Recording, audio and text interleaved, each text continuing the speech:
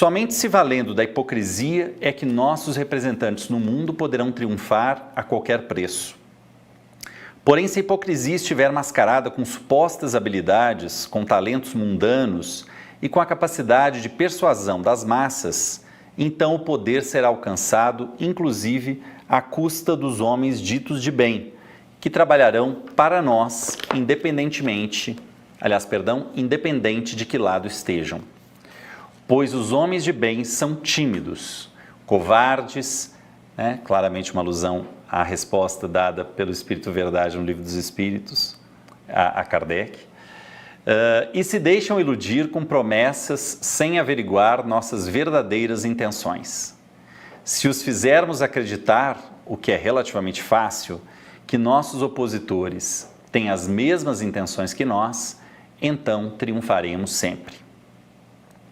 Irmina Loyola ficou chocada com a falta de cerimônia ao apresentar ideias daquela natureza ali, de maneira escancarada.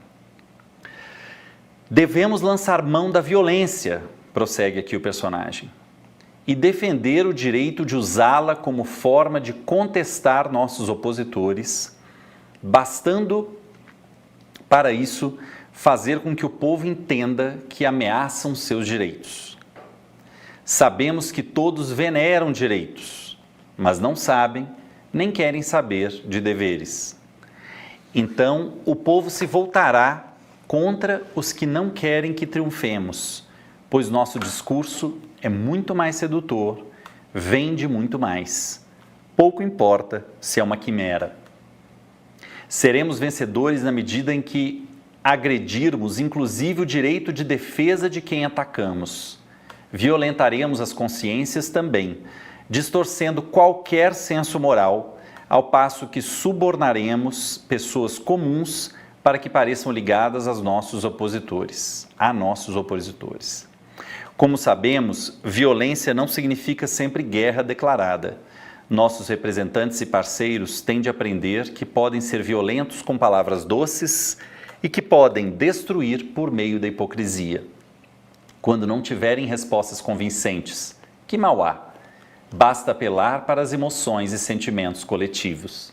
Nada mais comove o povo do que usar sua incompetência e miséria como uma arma poderosa para defender nossos ideais. Temos tudo a nosso favor. Violência é, sobretudo, enganar, ludibriar, corromper e renegar tudo, inclusive a história, sem admitir jamais qualquer parcela de contribuição às questões que porventura nos incriminem.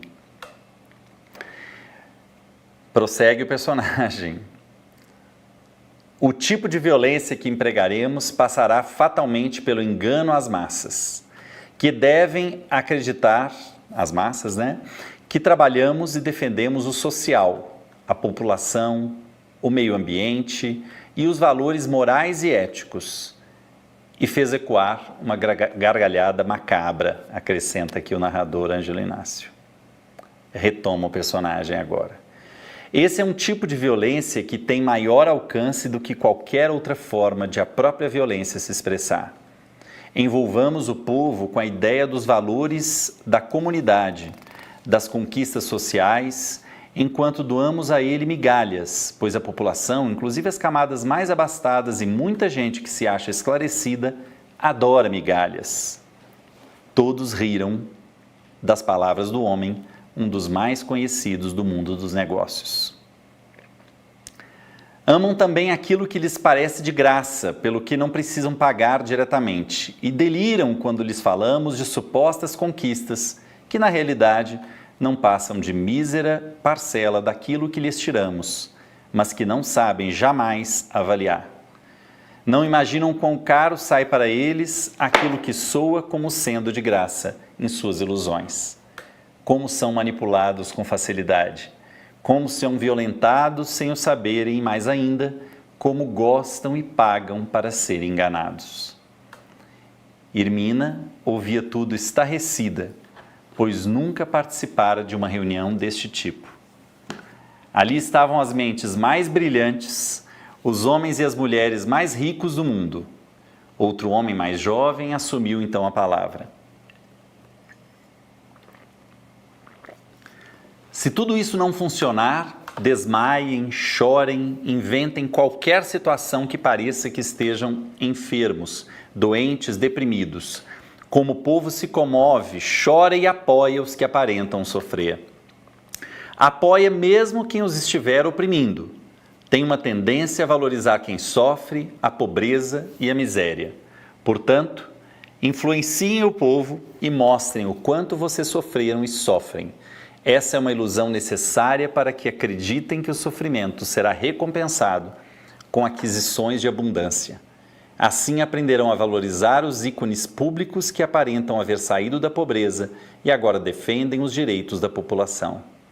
Não sabem e jamais saberão que enquanto defendermos publicamente o social, o povo e seus pretensiosos direitos de qualquer ordem, interessa-nos é massacrar e aniquilar o indivíduo. Estaremos, na verdade, articulando a derrocada dos valores da família e da moral tradicional. Queremos e precisamos que a população se perca de tal maneira, fique órfã de quaisquer referências e então se voltem sequiosas para nós. Esse é o trunfo maior do tipo de violência que empregamos. É dizer, destruir todas as bases da sociedade nesse ímpeto revolucionário. É impressionante como isso tem eco na nossa história, né? Transformaremos um fato isolado numa comoção nacional, pois as gentes adoram sofrer, chorar e reivindicar direitos. Não lhes interessa como são manipulados e usados, sabotados ou corrompidos por nossos ideais. Quanto a nós, o que nos interessa somos nós mesmos e os princípios pelos quais trabalhamos. Não esqueçam jamais que a violência deve ser um princípio central a fim de estabelecer nosso domínio e nossa política. Por isso, nossos políticos e representantes devem se basear na violência como parceira de nossos ideais. Mas é preciso entender como usar a violência da forma mais habilidosa, ardilosa e sagaz possível, sem que ninguém descubra quanto está sendo violentado.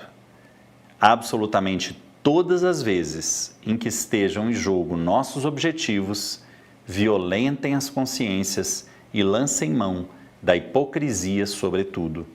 Sempre dá certo.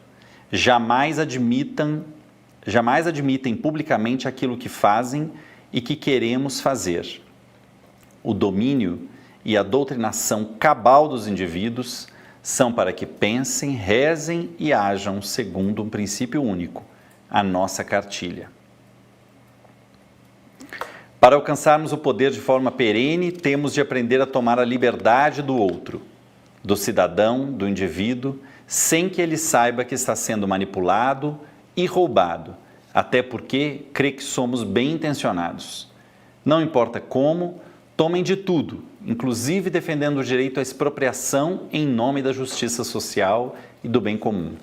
Na verdade, ao defenderem o que o povo quer ouvir, muito mais do que aquilo que reivindicam, estarão trabalhando em favor do nosso poder de manipulação das massas ignorantes e dos intelectuais falidos, esclarecidos ou não, e daqueles que ainda vivem a utopia de um mundo renovado pela política, como se nós e nossos políticos nos importássemos com valores e aquisições individuais. Ah, quantos intelectuais, pseudo-sábios e pseudo-espiritualistas defendem nossa cartilha, acreditando que lutam em prol do povo, do direito, da lei e da ordem. Quem se importa com a opinião e as ilusões deles, desde que sirvam a nossos interesses? O que fazemos é violentá-los, até que acordem em nossos braços, e se porventura despertarem, asseguramos que já tenham escalado a alta montanha de seus sonhos mais pueris, defendendo, insuspeitamente, apenas o que é nosso e sintetiza nosso sistema de poder. A história comprova. O povo adora governos, governantes e pacifistas, principalmente se os veem ao lado da pobreza, contra os ricos, distribuindo benesses estatais, não importa quanto estejamos nos enriquecendo com os próprios recursos que lhes sequestramos, fato que negamos terminantemente perante quem quer que seja. A tendência humana é defender tudo aquilo que vai em direção contrária, é defender e aprovar os regimes e as políticas que afirmam estar a favor do povo que julgam exaltar a justiça social e outras bobagens do gênero. Evidentemente, não importa se o que vocês falam é verdade ou não.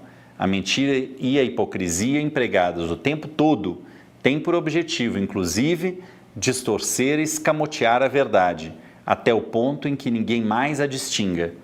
Ademais, é claro que a verdade para nós é nosso sistema de poder absoluto e não a verdade em si. Portanto, em seus discursos e daqueles que lhe servem, digam muito, mas muito mesmo, do que o povo quer ouvir.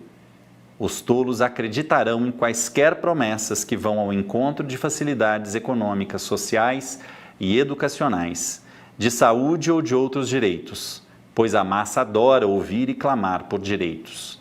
Inebriam-se com eles a ponto de pouco usar de sua inteligência, quando a tem, a fim de avaliar, julgar e descobrir as intenções ocultas. Nesse momento, o orador foi aplaudido por todos, risos na plateia e reforço das convicções de donos e manipuladores do mundo.